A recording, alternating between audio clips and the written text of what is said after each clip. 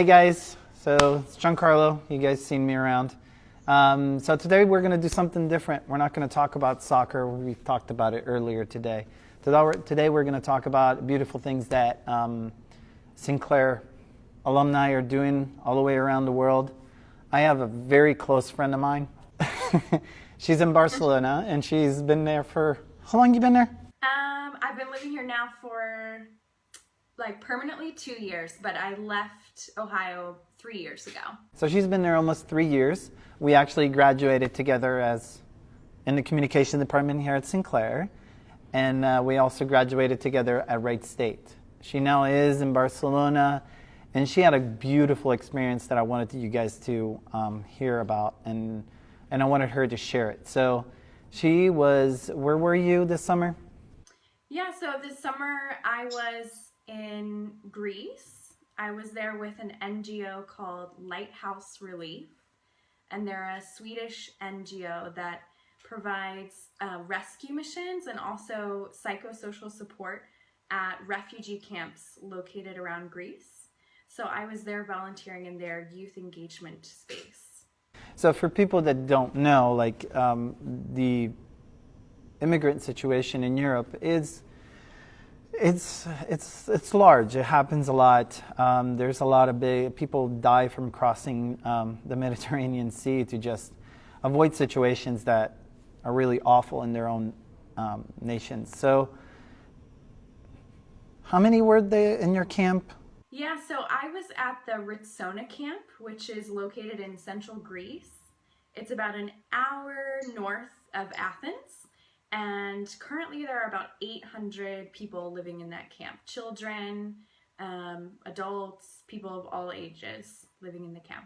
So just to give an idea to everybody, it's kind of hard when you grew up in Dayton, Ohio, or you live in Dayton, Ohio, think of a situation of being a refugee in another nation. So what was your normal day, and what were the things that you would do with them?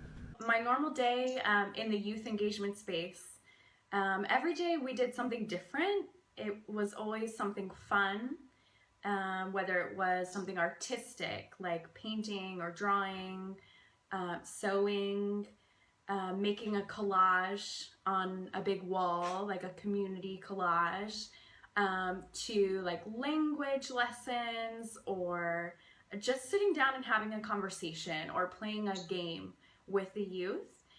So it's really a space for the youth that are in the camp, that are between the ages of 16 and 25, to come and kind of have a place where they can build and feel a sense of community together.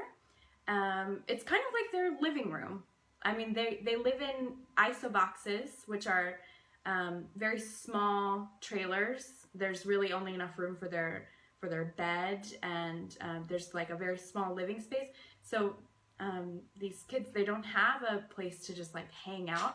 At least they didn't until Lighthouse Relief came and created this youth engagement space. That's cool. That's very cool. So let me ask you this. I'm assuming people would get married there? Were there major events in their life that you had to assist or help or attend, birthdays and all that kind of stuff? Yeah, sure. So yeah, life definitely still goes on when these people are in the camps. I know the week before I arrived, there was a wedding in the camp. It was the first big wedding celebration that had happened in the camp. So I got to see pictures of that, and I got to speak to people and ask them how it was. And they said it was great to see everyone kind of come together to celebrate something so beautiful, because it had been a long time since they'd had a chance to really do that, or even had a safe space to do that. And then I also was invited to one of our youth's 16th birthday party when I was at the camp. And that was really cool. I was so happy to be able to go to his birthday party. And yeah, he wanted people to come. He wanted people to enjoy themselves. We had cake, we had pizza, we had some Coca-Cola, and we had music. And he was encouraging everyone to get up and dance. And we even did a traditional Kurdish dance together at the party, and it was a lot of fun to see him have 16 years. Yeah. So what nationalities were in the camp for the most part? Like, what was the dominant nationalities that you had there? Like, who was it? The majority of people at Ritsona are from Syria. Okay. But that means that about, I would say maybe half of them are Kurdish Syrian.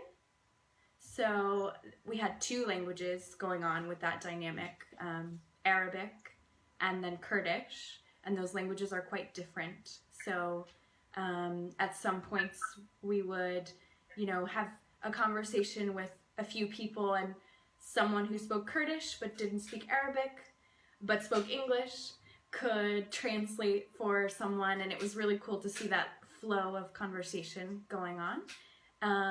So yeah, most of the people in the camp are from Syria, and then there are some people from other places like Iraq and I think Afghanistan as well.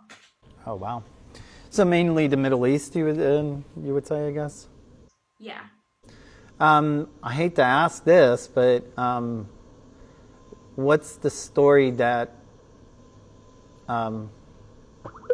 came more to it stayed more with your heart? What was one of the stories that caught your attention the most, we'll say?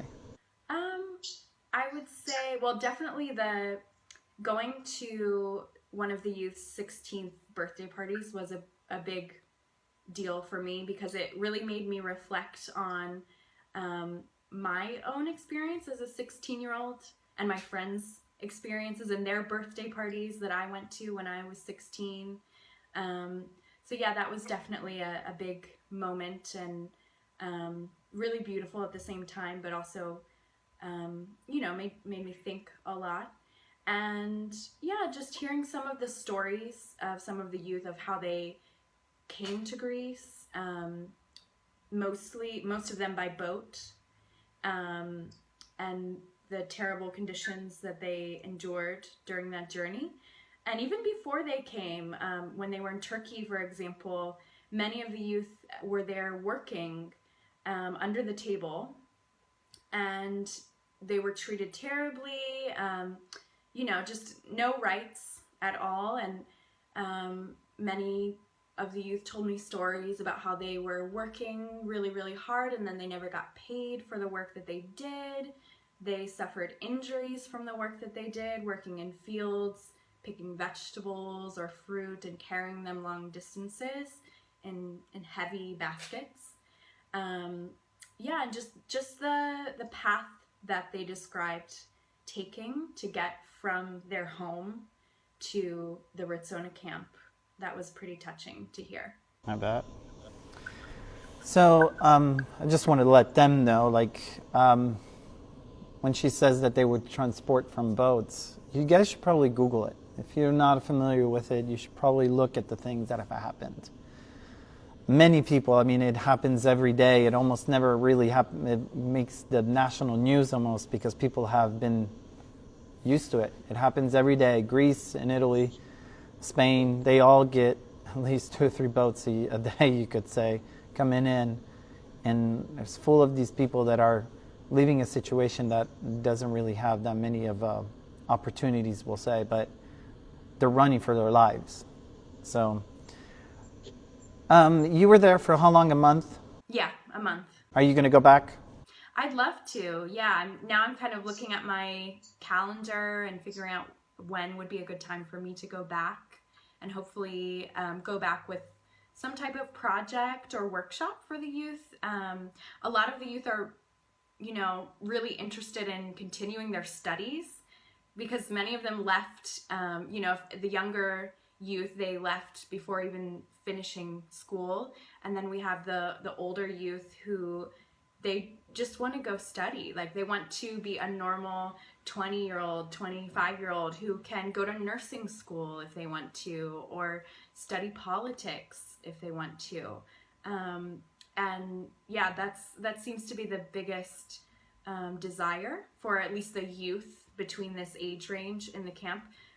So yeah, I'd really love to go back and maybe design some type of workshop where we get some of the youth involved with like online courses or other educational opportunities that they might be able to access from the camp, because there is free Wi-Fi at the camp, so they do have internet access. That happened earlier this year. So yeah, that would be great if I could go back and do something like that. I love what you're doing. Keep on doing it. Thanks. So that was the first one. I hope that there's a lot more people out there from Sinclair that is doing the great things that Megan is doing. So if you do have anybody that graduated from Sinclair, that it is still a Sinclair student, that you want us to talk about, or if you just want to share a story, just let us know. It would be lovely to talk to you guys.